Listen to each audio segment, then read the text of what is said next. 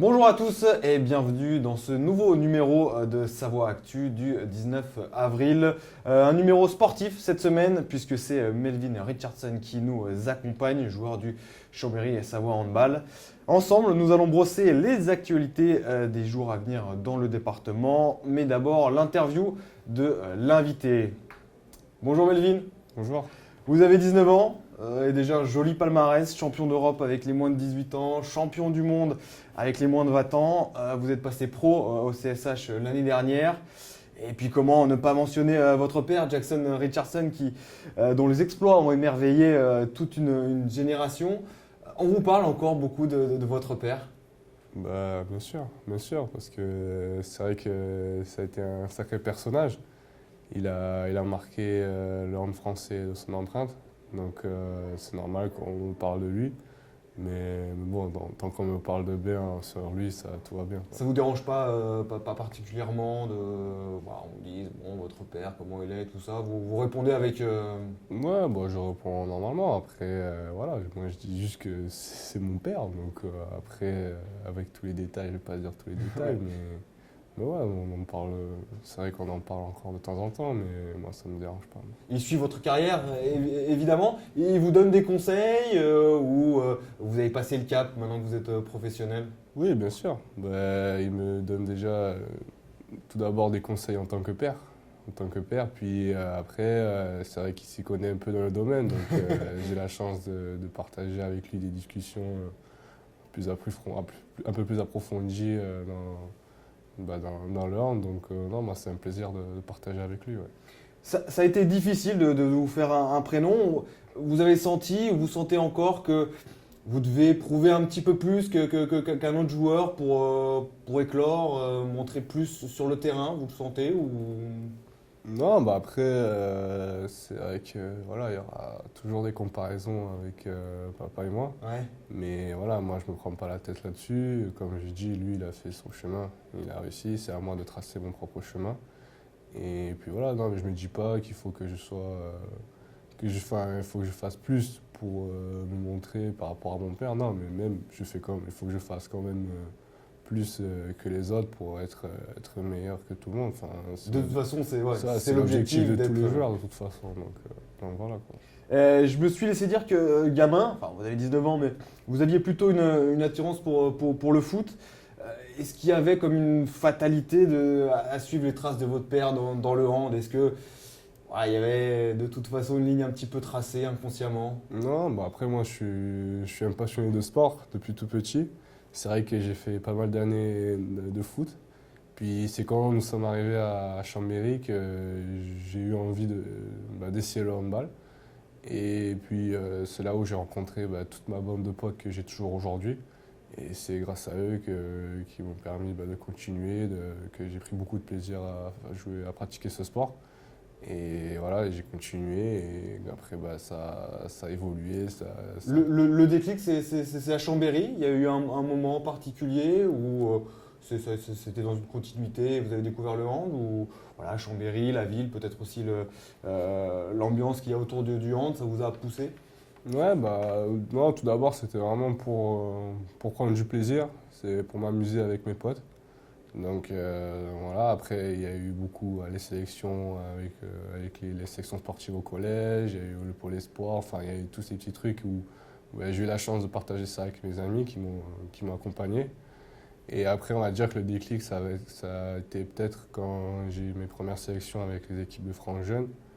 Là où je me suis dit, voilà, j'ai la chance de faire D'être à partie, ce niveau-là. d'être à ce niveau-là, et on va dire pourquoi pas continuer, et on verra comment ça va se passer par la suite. Et pour le moment, ça marche plutôt bien, donc voilà, on va continuer. Effectivement, pour l'instant, c'est plutôt pas mal. Vous êtes passé professionnel l'année dernière à Chambéry. Ouais. Il y a une fierté, là, ce premier contrat pro. C'est vrai que c'est tout d'abord un rêve d'enfant, un rêve de tout jeune handballeur de signer un contrat pro. Voilà, maintenant, tu te dis que le hand, c'est ton métier. Donc on a la chance de pratiquer, enfin son métier, c'est ta passion. Donc franchement, j'ai de la chance là-dessus et c'est vrai que j'ai beaucoup travaillé, puis mes parents m'ont beaucoup accompagné, puis aussi j'ai fait avec les études et tout, donc je suis très content. c'était un des objectifs pour moi de signer mon premier contrat professionnel. Et vous avez vous poursuivez d'ailleurs encore vos études. C'est important d'avoir voilà, un bagage, on va dire, scolaire Oui, bien sûr, ouais, je continue toujours. Puis c'est vrai que c'est important parce qu'on ne va pas vivre toute notre vie du handball. Donc c'est vrai que mes parents mettent beaucoup le point là-dessus, qu'il faut que je continue les études à côté pour, comme vous le dites, avoir un bagage en main pour la suite, quoi. Quelle est la journée type de Melvin Richardson à partir de 8 h du matin, je ne sais pas. Comment elle se construit cette journée? Bon, j'ai pas de journée type. Après, ça dépend. Puis je me lève. Si j'ai pas d'entraînement le matin, on va dire je me lève vers 10 h. Ouais. Voilà, après, je me fais mon petit déjeuner. Enfin, une journée normale comme tout le monde. Mais après, voilà, après Les entraînements, vous pouvez avoir jusqu'à combien d'entraînements? C'est un matin, Ouais, l'après-midi? des fois, on a le matin et un entraînement l'après-midi. Des fois, on a juste l'après-midi. Puis voilà, après, bah, il faut que je me consacre du temps pour mes études. Puis après, bah, quand j'ai un peu de temps libre, bah, soit je vais voir des amis, soit je reste tranquille à la maison devant un film, enfin, un peu de tout, quoi. Il y a une diététique déjà à 19 ans à suivre dans l'alimentation, un régime particulier ou... Non, pas de régime particulier. Après, c'est vrai que c'est sûr qu'il faut faire attention à ce qu'on mange. Parce que dans le passé, j'ai eu une blessure au genou, enfin j'ai eu une tendinite rotulienne. Et je me suis arrêté longtemps à cause de ça. Et ça m'a fait un peu un déclic Ouais. où là, et voilà, il faut, comme on dit, mon corps c'est mon outil de travail. Donc c'est sûr qu'il faut faire attention à tout ça, genre à l'hygiène de vie, quoi.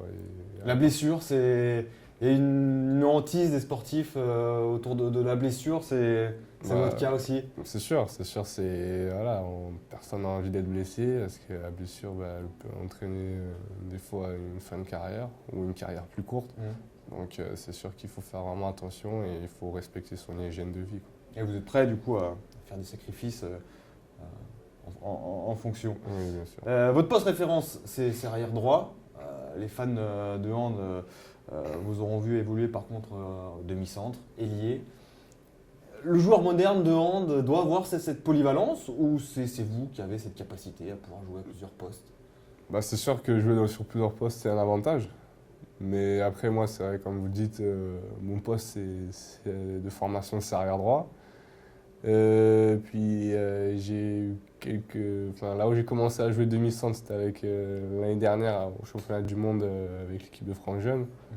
Et voilà, j'ai découvert ça et ça m'a beaucoup plu parce que j'aime aussi faire jouer mes coéquipiers tout en gardant mes qualités de tireur. Donc non, ça m'a pas dérangé, ça m'a beaucoup plu. Et puis ailier, bah, c'est vrai qu'il y a eu pas mal de pépins physiques à Chambéry chez les ailiers. Donc le coach m'a décidé de me mettre à l'aise, ça a plutôt bien marché. Vous avez réussi Même si j'ai pas trop l'habitude de jouer à ce poste et qui est très différent. Mais voilà, moi ça me permet, comme je suis jeune, j'apprends encore, je suis en phase d'apprentissage. Donc ça me permet de gagner de l'expérience à tous les postes. Donc, ça vous ouvre aussi quelques portes du coup de pouvoir comme ça évoluer à plusieurs oui, bien sûr, postes. on va dire c'est bon pour le CV, Ouais. quand tu as la capacité de jouer sur plusieurs postes. Mais voilà, après moi, à mon âge, j'ai la chance d'évoluer dans une belle équipe, dans un grand championnat. Donc moi, tant que je suis sur le terrain, et tant que je me fais plaisir, moi tout va bien, quoi. Tout va bien. Championnat justement, de grosses échéances arrivent. Alors dès demain avec le déplacement à Montpellier, on parle de classico. Est-ce qu'il a toujours la même saveur ce classico face à Montpellier? Bah, toujours. C'est toujours parce que le match C'est toujours une grosse rivalité entre les deux depuis pas mal d'années. Donc oui, pour moi, ça reste toujours un classico contre Montpellier. En plus, chez eux, ça va être ça va être ma première fois que je vais jouer là-bas. Ah oui. Donc, toujours des chaudes ambiances. voilà, c'est ça. Donc ouais, ça va être un gros match, je l'espère, et on va essayer de donner notre maximum, le meilleur de nous-mêmes pour espérer gagner des points et espérer rester en haut du classement, quoi. Tout à fait. Je vous pose la question sur ce classico parce que voilà, l'émergence du PSG, sauce Qatar, j'ai envie de dire, a un peu rebattu les cartes. Est-ce que, comme au foot, aujourd'hui, on dit dans le championnat de France de hand, bah, il y a il y a le PSG, puis il y a les autres. Est-ce que c'est votre sentiment? Cette saison, oui. Cette saison, oui. C'est vrai que parce qu'ils oui, ça a mis du temps à se. Oui, parce ils ont vraiment une grande équipe avec des grands joueurs. Mais voilà, non, après, pour moi, ça reste une équipe du championnat de France. C'est vrai qu'ils ont des sacrés joueurs, mais voilà, nous, on a réussi, quand ils sont venus jouer à Chambé, et même chez eux, on a réussi à les titiller un petit peu, donc ça veut dire qu'ils ne sont pas imbattables, même pour les autres équipes. Donc voilà, mais c'est sûr que contre Paris, c'est toujours un gros match, parce qu'ils ont des joueurs de calibre, les meilleurs joueurs du monde, quoi. Ouais, Donc c'est vrai que justement, en plus, le fait de jouer contre eux, ça donne encore plus envie d'aller les titiller, d'aller les embêter et espérer gagner le match, quoi. Mais c'est toujours. Vous avez raison, hein, le CSH réussit plutôt bien contre Paris. Pas tout le temps, mais vous avez sorti de sacrées performances. Ouais, on fait des bons matchs contre eux et voilà. Puis c'est toujours un plaisir de jouer contre ce type de joueurs, quoi. Et justement, vous avez le sentiment que ça élève le niveau de tout le championnat, d'avoir une équipe avec de tels joueurs. Ben, voilà, le niveau global du championnat est meilleur. Oui, après, mis à part Paris, il y a aussi des grosses équipes qui ont émergé. C'est vrai qu'avant, c'était surtout Montpellier et Chambéry. Vous avez raison, ouais. Et maintenant on a vraiment un grand championnat avec beaucoup de grands joueurs qui sont venus jouer dans le championnat français. Et on voit que voilà, tout le monde peut battre tout le monde et ça fait un championnat très serré. Et je pense pour les spectateurs, c'est un championnat très excitant, quoi. Autre relation avec le foot, le niveau du championnat de hand français, quel est-il par rapport, voilà, on va penser à l'Allemagne, à l'Espagne, on est compétitif? Oui. Après, c'est vrai que bon, l'Allemagne, c'est aussi un sacré championnat. Enfin, pour moi, c'est le championnat d'Angleterre au foot. C'est comme ça. Après, en Espagne, c'est vrai qu'à cause des problèmes financiers et tout, il y a eu beaucoup de clubs qui ont déposé le bilan. Enfin, Beaucoup de joueurs qui se sont exilés. il est moins exceptionnel que les années d'avant. Mais il y a aussi beaucoup de championnats dans les pays de l'Est qui sont des équipes très relevées. Mais ouais, moi je pense que le championnat français est en bonne place en Europe. On peut le voir déjà en Ligue des Champions, qui est Paris qui est qualifié, et Montpellier qui ont atteint les huitièmes de finale.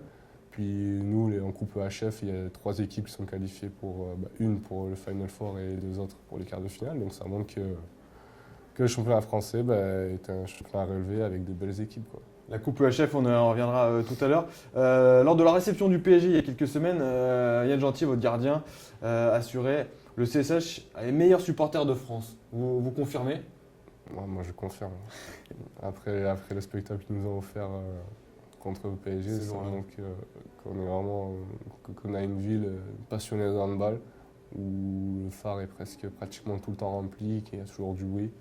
Et franchement, j'ai vraiment la chance de pouvoir évoluer dans le phare avec un tel public et qui nous pousse à chaque fois à aller chercher des victoires. Et on voit aussi, on peut voir qu'on n'a pas beaucoup perdu de matchs cette saison et c'est en grande partie grâce à eux, quoi. Alors, le 30 avril, il y a ce quart de finale de Coupe EHF, donc face à Saint-Raphaël. C'est le rendez-vous le plus important de la saison.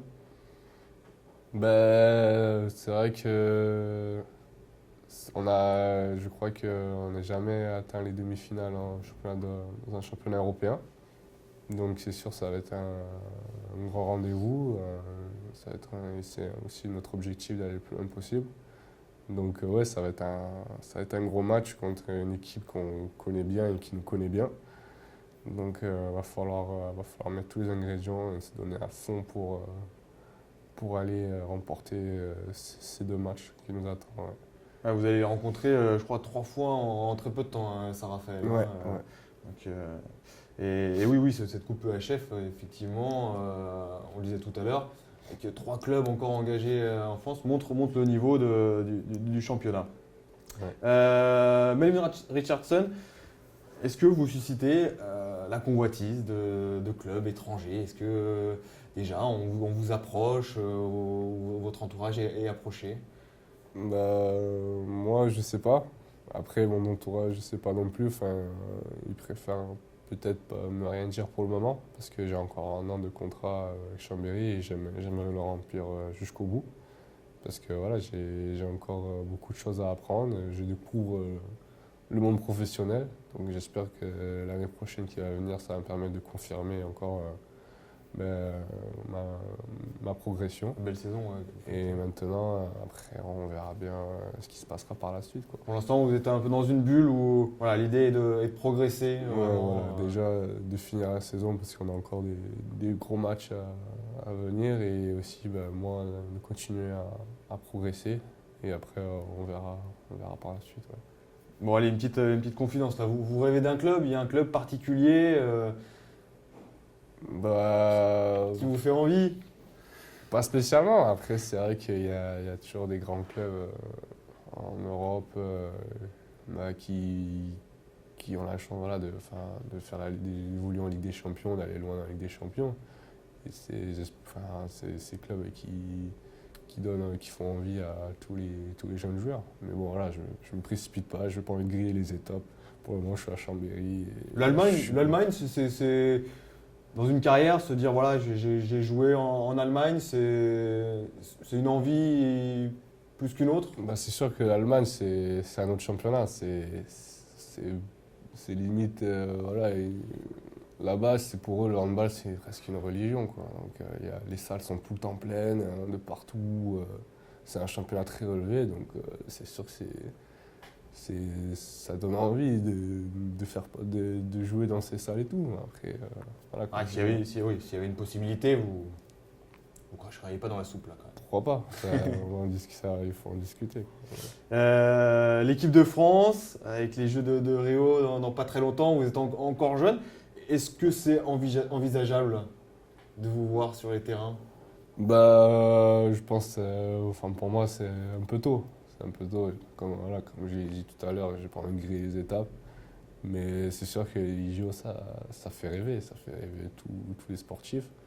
Et j'espère avoir la chance un jour de pouvoir participer à des Jeux Olympiques. Ouais. Alors peut-être pas pour tout de suite, par contre il y a aussi le mondial en France, avec un match à l'Olympique à Albertville. Mhm. Ça vous y pensez forcément. Là, il va y avoir une saveur vraiment particulière sur un rendez-vous comme ça. Un petit peu, c'est sûr. Après, voilà, comme j'ai dit, ça va se jouer cette fin de saison puis début de saison prochaine. C'est vrai que c'est court, mais voilà, après ça va dans un coin de la tête. Je vais continuer à progresser, à travailler dur et on verra, comme je dis, on verra bien ce qui va se passer par la suite, quoi. Merci beaucoup Melvin. De rien. Bonne semaine à tous.